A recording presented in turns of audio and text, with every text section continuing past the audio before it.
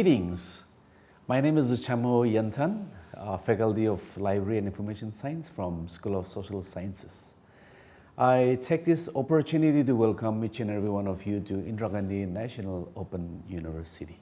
Well, in continuation of the previous class, today we are going to discuss about festivals in Nagaland. This is going to be very interesting because many people think that Nagaland is a homogeneous state, but in reality it is not so.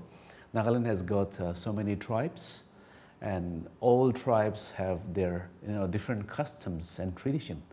So even relating to the festivals, every tribe is having their own festivals, signifying different things.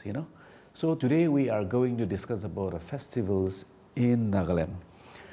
But before we go further, it is good for us to reflect upon some of the discussions which we have had in the previous classes.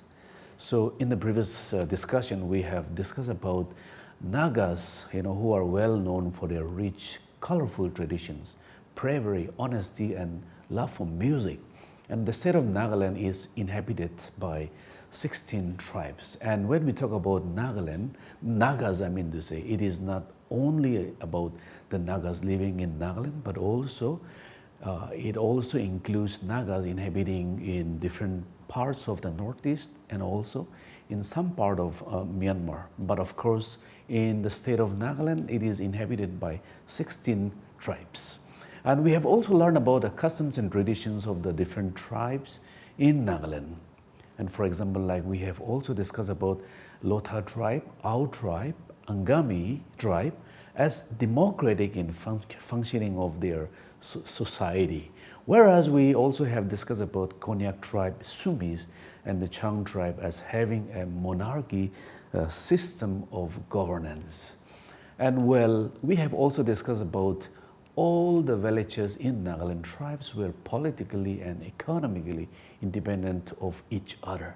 And history tells us that right from the time immemorial, the Nagas, irrespective of tribes, were living independently in their own villages. And well, we have also discussed about the Nagas identify themselves with their own village and holds great pride to belong to a particular village. So this is a reflection of what we have already discussed in the previous lectures. Today the focus is going to be the festivals in Nagaland. This is going to be the part one, because as I have said, Nagaland has got 16 tribes. So in one way it will not be fair for me to discuss only a few selected tribes. But as much as possible, I would like to cover all the other the festivals of all the other tribes, all the 16 tribes, if time permits. Otherwise, we'll try our level best to cover up, the maximum discussion of the maximum tribes.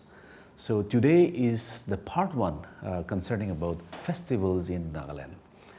Well, Nagaland is, very popularly known as land of festivals, and as I have said, why the land of festivals? Because I have also mentioned that Nagaland is inhabited by 16 tribes, and all these 16 tribes are having festivals, they don't celebrate festivals at one time, but each tribes are having their festival celebration at different months. So for example, like the Angami tribe celebrates Sekrini in the month of February, and Aoling, that is a Konyak tribe, celebrates Aoling festival in the month of March. And Sekrini also, it's a Chagazan tribe that celebrate their festival in the month of March. And the Moatse, and the Tuluni. Moatse is the festival of the Aos, and the Tuluni is a festival of the Sema that celebrate during the month of July. And Nagnulum, that is also in the month of July. And Moomoon is festivally celebrated in the month of September. And Tsukum, that is October, in the month of October, it's celebrated by the Kimingan tribe. And Tuku is celebrated by the Lota tribe in the month of November, and Ngada festival is celebrated by the Ziliang tribe, during the last part of November and the first part of December. And finally, we have a Hornbill festival, which is celebrated in the month of December 1st to December 10th. So throughout the year, there is festivity in Nagaland. That is the reason why Nagaland is popularly known as a land of festival. So today we are going to cover some of the festival of different tribes. And then in the part 2 again we will continue. And of course we will have a separate discussion on the Hornbill Festival, which is popularly known as the Festival of the Festivals. So let's start with the Owling Festival. As I have said, the Owling Festival is a Konyak tribe, the festival of the Konyak tribe. The Owling Festival is the biggest festival of the Konyak tribe, which is celebrated in the month of March. And this festival signifies the culture of the Konyaks. And the festival is celebrated during the first week of the April, and it also coincides with the starting of the Konyak New Year. It is a festival for which is coinciding with the their, what do I call, a harvest, not a harvest, but basically about upcoming agriculture festival. And it also is of course celebrated as a New Year festival for the Konyak. And the festival celebrates the arrival of the springs, which I said is because it is also coinciding with the New Year.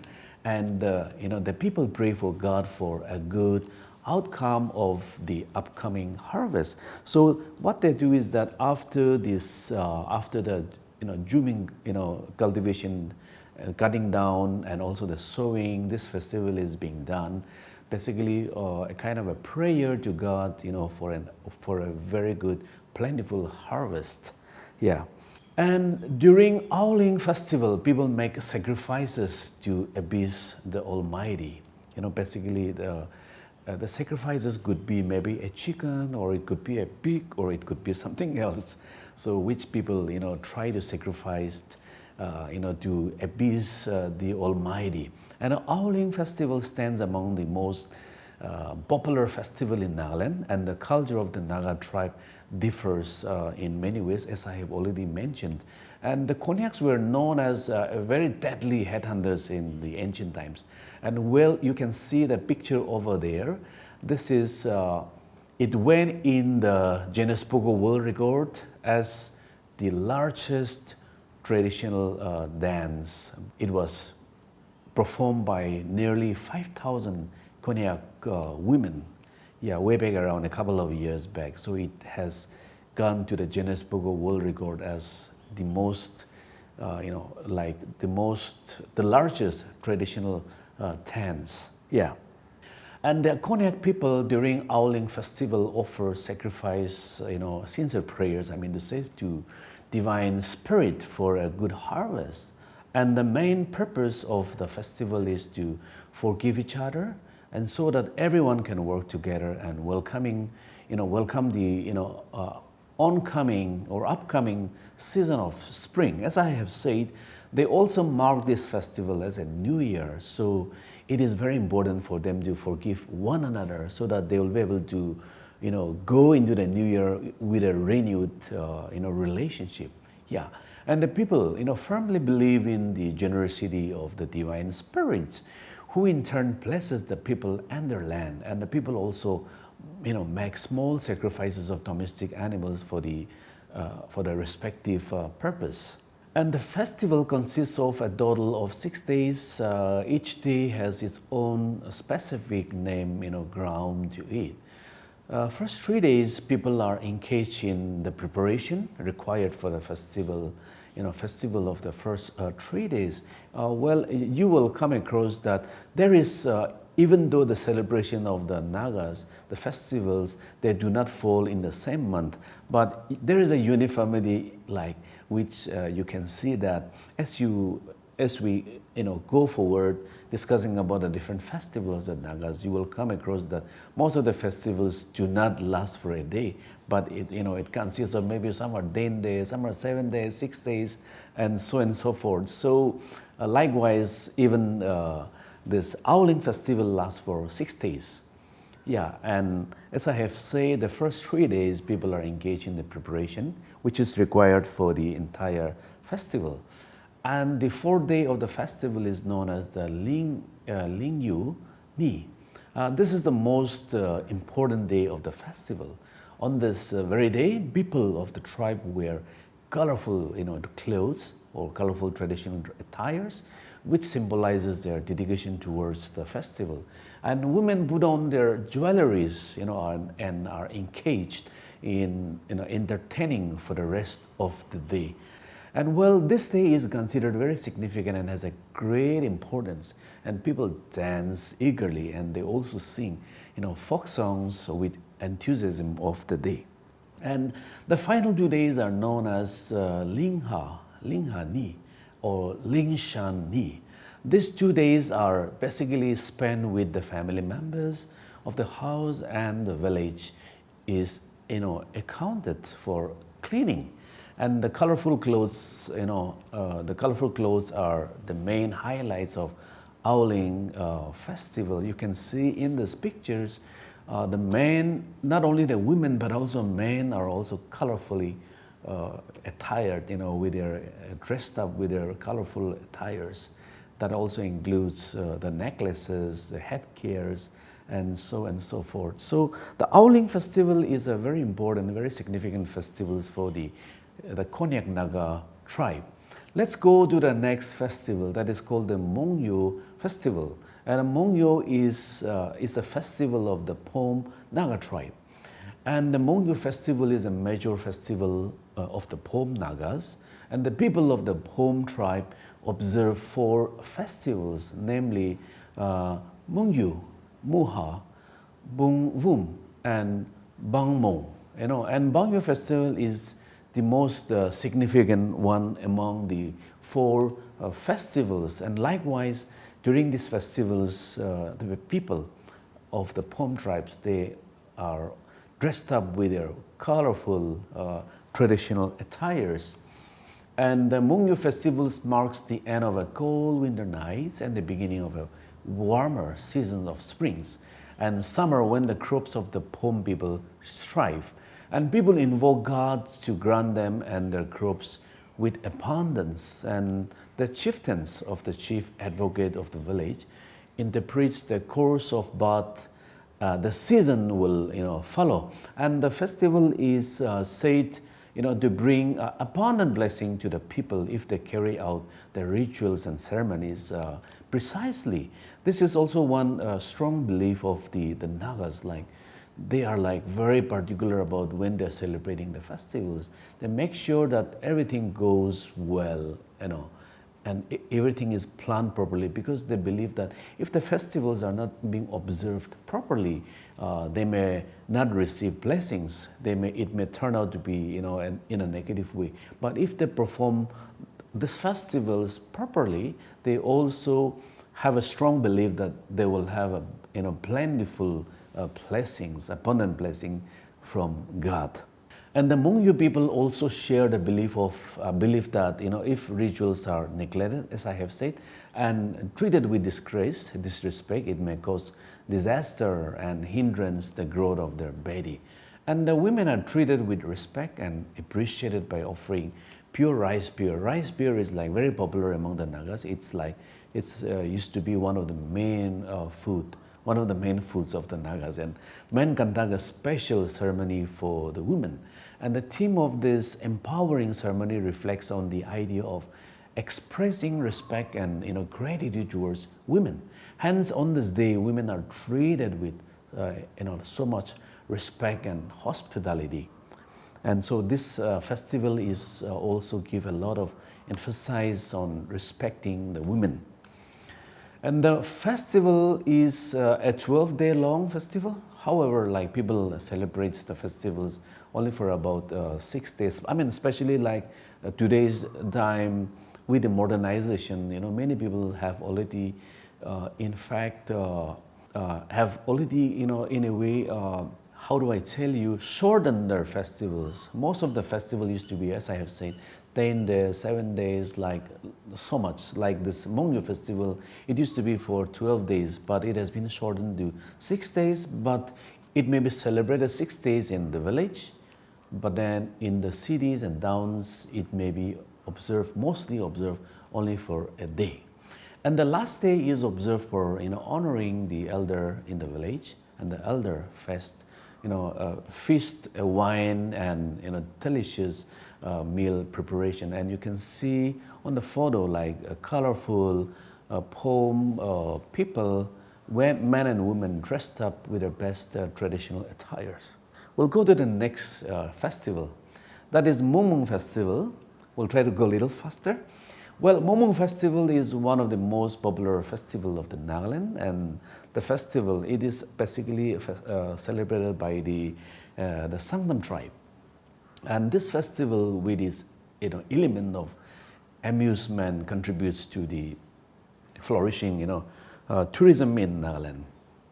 And the festival is observed through the practice of worshiping God for all His gift in the tragedies of life. And also one thing we are also observing as we discuss further on the different festival of the Nagas, we see that all these festivals are basically like more the attention, the focus is more given to God, and which means the Nagas are also very quite in a way like spiritual people. And the Moomoon Festival, distinguishes the date from the living, and the separation of the two is the true essence of the festival. I think this is a very significant in one way, because of course, as we go further in understanding the different tribes, we come across only one or two tribes, especially the Sangdam tribe and the Lotha tribe. Well, and reciting of the prayer is done once in the evening and once in the morning. And the morning prayer is considered rather more powerful and brings prosperity. And Moomoon is celebrated from the 1st September to the 6th of the same month. And the 5th day is called, Shilang Wupa Moomoon. It's like visit to family, friends, and the villages. So on the 6th day of the festival, they visit around the relatives and friends and also the other villages, basically strengthening relationship, not only with the family members, but also with friends and also with the villages and also the village across. This part again is a very important, it's a very significant for this, the Sangdam tribe, the Moomoon tribe. And the number of 6 whole significance of consequential importance in the Sangdam tribe. And on this last day called Aga Tingsing Gitsa, people are relieved in the knowledge that God had blessed them with blessings, and hence they rejoice. So after observing all the different kinds of like rituals, on the last day, they call it as called Aka Tising Kitsa. So this is like a kind of a belief, a trust that they have done their rituals properly and that God is going to bless them abundantly. So they rejoice, they celebrate, yes, on the last day of the festival. Yeah. We'll go to the next festival that is called Sekrini Festival. It's celebrated by the Angami tribe. It's another major tribe in Nagaland. And Sekrini is the major festival of the Angami Naga. It is again for 10-day celebration, which signifies purification and sanctification.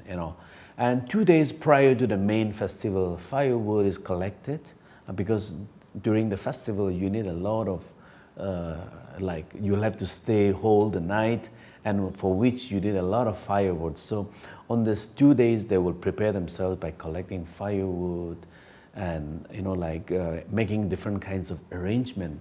And on the next day, animals are hunted because it means celebration also means sharing, whatever you are able to get it. And of course, for a Naga, meat is like something which they really are, they really love non-veg. Yeah. And as I have said, Sekrini means sanctification. It's a festival of the sanctification or purification. And the festival takes place after the harvest and the falls of the 25th day of the month Keza, that is January and February. And the fourth day is important for the young couples. They go to the jungle and collect, crocs, stones, and wood pieces, and to make, necklaces and bracelets and various other ornaments. And the most interesting part of the festival is the Takahi. And the Takahi is a part of the festival when the young people of the village sits together and sing traditional songs throughout the day, and jugs of rice beer and plates of meat are placed before the participants. As you can clearly see in these pictures, you can see young men and women beautifully dressed up in their traditional attires, and you can also see how the woman, the young beautiful woman, is serving rice beer, and you can also see a plate of eatable things, especially meat is also being placed on the plates, and you can see the rice beer is also being served. And on the fifth day, the young people go to the parents' houses and make things such as like ornaments, spears, dao, and other items which they give for future use. And the sixth and the seventh days are holiday. On these days, people just stay at home and enjoy with friends and family. Although in some villages, the young men hunt on the seventh day. Yes. And on the eighth day is the most significant part of the festival. They preach pulling of or gate pulling, as well as the inter-village visits. They visit inter-villages. Yeah, so basically it is also to build up a better relationship among the people. And on the last day, they cook meat and distribute it among the villagers. And Nagaland Festival, again, is a festival of the Chang, believe that there were three heavenly gods, each god empowered with their own gifts and blessing. And during this festival, people offer prayers and invoke God's blessings with special rituals. And Nagaland, festival is celebrated every 11th month of the Chang calendar, which is at the end of the July. And now it's officially celebrated, of course, on the 29th and 30th and July 31st. And the period coincides with the first harvest of the season for the year. And this specific duration is unequaled, and it's wondrous for flourishing tourism and holidays in Nagaland. And the first day of the festival is known as Wenshi. On this day, particular animals such as mitoons and pigs are slaughtered for the feast, and women makes steam biscuits from rice and flour. And the third fest day is called Nakseng. On the final day, men beats log drum for drone till sunrise, which indicates their victory against darkness. And all men sits in silence and listen to the chirping birds and brings good omen. So that's a very precise. So some reflections from today's discussion. We have learned about Nagaland as a land of festival, and we have also learned that every Naga tribes has their own festival which does not have uniformity. And we have also learned about the Owling Festival, which is celebrated by the Konek tribe. And we have also learned about the Moomoon Festival, major festival of the Pom Nagas. We have also discussed about the Moomoon Festival, the Sangtam tribe. And we have also discussed about a Sekrini Festival by the Angami tribe, which literally means sanctification festival. And finally, we discussed about the Nagaland Festival, which is celebrated by the Chang Naga tribe. So with this, we come to the end of the first part of the discussion on the festivals in Nagaland. We will continue with the next lecture, that is the second part of festivals in Nagaland. Thank you very much.